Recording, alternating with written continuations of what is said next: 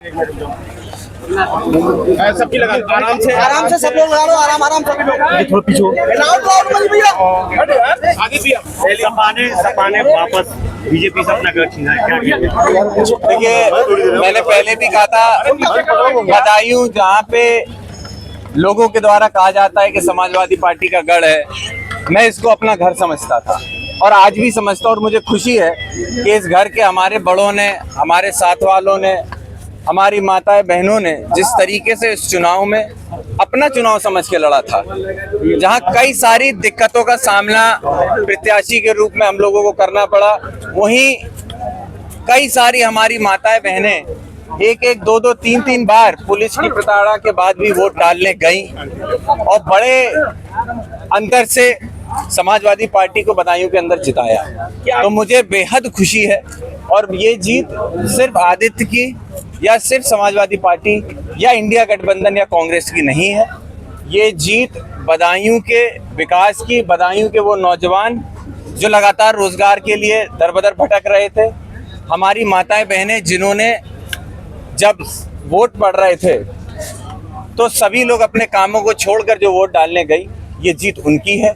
मैं बदायूं की जनता का धन्यवाद देता हूं और उनको भरोसा दिलाता हूं कि एक नौजवान उनके भाई, उनके बेटे के रूप में जहां मेरी जरूरत होगी वहां उनकी सेवा, साथ ही में उनके लिए विकास करने का मैं काम करूं। सबसे पहले आपकी क्या मतलब आपके प्राथमिकता, जैसा मैंने कहा था पहले भी, जो बदायूं का मेडिकल कॉलेज जो किसी समय पे समाजवादी पार्टी की सरकार में आदरणीय अखिलेश यादव जी ने बनाया, भाई धर्मेंद्र यादव जी ने अपने कार्यकाल में उसको सौगात दी, उसकी आज जो स्थिति है उसको ठीक करना, जिस तरीके से बिलसी से लेके बदायूं के अंदर बाईपास से लेके हर चीज़ की ज़रूरत पड़ती है, तो वो सारी चीज़ों का हम काम करेंगे। और निश्चित ही कई सारी बातें हैं, आज मैं समझता हूँ समय नहीं, लेकिन आने वाले दिनों में आप पत्रकार बंधुओं से भी हम रूबरू होंगे। आप सबका भी मैं धन्यवाद दूंगा जो समय समय पे हमने चुनाव के दिन धरने दिए हों या वोट के लिए या अपने हक की लड़ाई लड़ी हो, आप सब भी वहाँ पर मौजूद रहे और हमारी लड़ाई को, हमारी आवाज़ को आपने जन जन तक पहुँचाया। तो आप सभी का मेरी तरफ से धन्यवाद है। गलत साबित हुए, चुनाव आयोग में आप लोग कई बार गए, उसकी निष्पक्षता पे आप लोगों ने कहा कि निष्पक्ष चुनाव होने चाहिए, ईवीएम पे भी विपक्ष आरोप लगाता है। अब आप इन तीनों चीज़ों पे क्या कहेंगे? ईवीएम क्या बेकसूर है?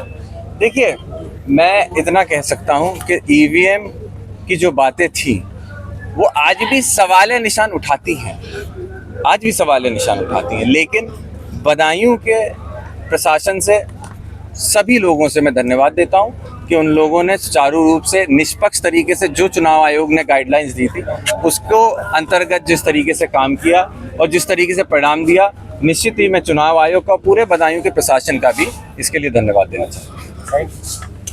आदित्य यादव जिंदाबाद।